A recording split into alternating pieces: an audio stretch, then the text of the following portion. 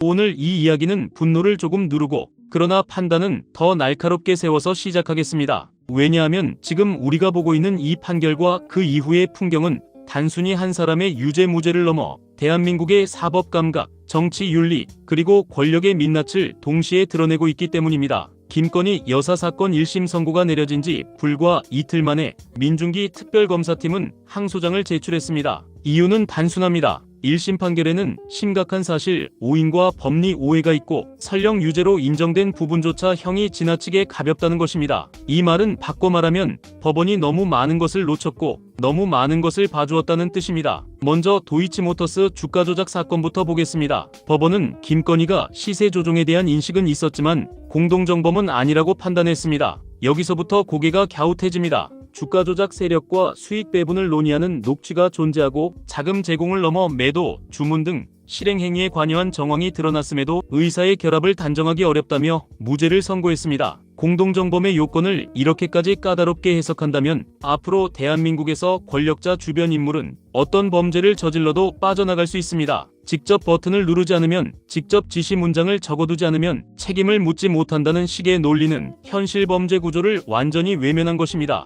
이미 대법원 판례는 분업적 역할 분담과 기능적 행위 지배만으로도 공동정범이 성립할 수 있다고 밝혀왔습니다. 그런데 이번 재판부는 그 법리를 애써 외면했습니다. 더 황당한 대목은 방조 혐의에 대한 태도입니다. 한덕수 전 총리 사건에서는 재판부가 나서서 공소장 변경을 요구했던 전례가 있습니다. 그런데 이번 사건에서는 방조 여부조차 판단하지 않겠다며 스스로 눈을 감았습니다. 공방의 대상이 아니라는 이유였습니다. 이건 소극적 재판을 넘어 책임 회피에 가깝습니다. 다음은 정치자금법 위반 혐의입니다. 명태균으로부터 무상 여론조사를 제공받고 그 대가로 공천에 개입했다는 의혹입니다. 재판부는 여론조사가 김건희 부부에게 전속적으로 제공되지 않았다는 이유로 무죄를 선고했습니다. 이 논리는 대단히 위험합니다. 범죄 이익이 반드시 전속적이어야만 성립한다면 정치권에서 이루어지는 거의 모든 음성적 거래는 처벌이 불가능해집니다. 여론조사 결과가 여러 사람에게 전달되었더라도 그 핵심 수혜자가 누구인지가 중요합니다.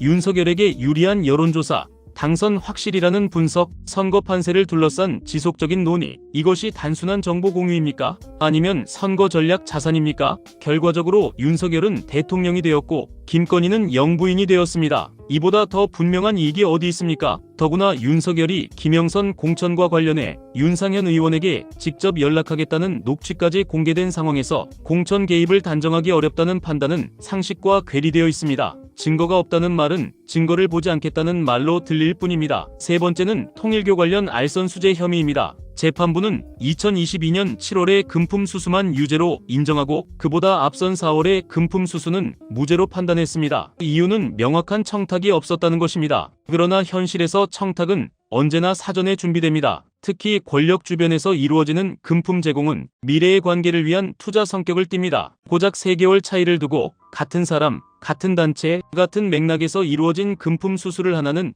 유죄, 하나는 무죄로 나누는 것은 지나치게 형식적인 접근입니다. 준비성 뇌물이라는 개념을 완전히 배제한 판단입니다. 결국 재판부는 1금품 1청탁이라는 기계적 공식에 스스로를 가두었습니다. 또 하나 짚어야 할 부분이 있습니다. 재판부는 김건희에게 유리한 양형 사유로 금품을 먼저 요구하지 않았다는 점을 들었습니다. 이 대목에서 많은 국민이 분노했습니다. 요구하지 않았다고 해서 책임이 가벼워집니까? 권력자의 배우자라면 오히려 적극적으로 거절했어야 정상입니다. 요구하지 않았다는 이유로 감형의 여지를 주는 판단은 권력 주변 인물에게 면죄부를 주는 신호로 읽힐 수밖에 없습니다. 재판부는 판결 말미에 영부인의 품위와 책임을 언급하며 옛말까지 인용했습니다. 말은 그럴듯했습니다. 그러나 말과 판단이 따로 놀았습니다. 지위는 영리 추구의 수단이 되어서는 안 된다고 하면서 실제 판결은 그 지위가 얼마나 강력한 방패가 될 수 있는지를 보여주었습니다. 이 모든 과정을 보며 많은 국민이 느낀 감정은 단순한 실망이 아닙니다.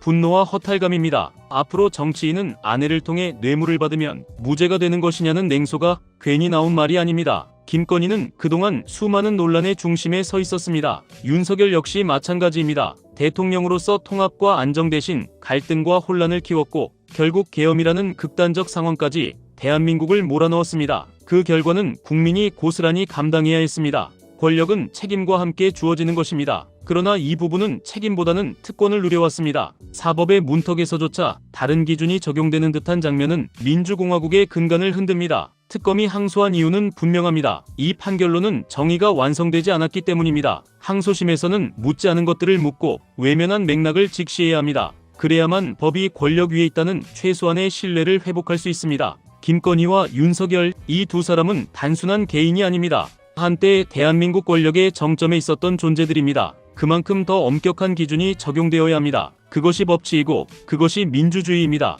이 사건은 아직 끝나지 않았습니다. 그리고 끝나서도 안 됩니다. 진실이 드러나고 책임이 분명해질 때까지 이 문제는 계속 질문되어야 합니다. 침묵은 정의가 아니기 때문입니다. 영상이 유익하셨다면 구독과 좋아요로 영상 제작에 큰 힘이 되어 주시길 바랍니다. 시청해 주셔서 감사합니다.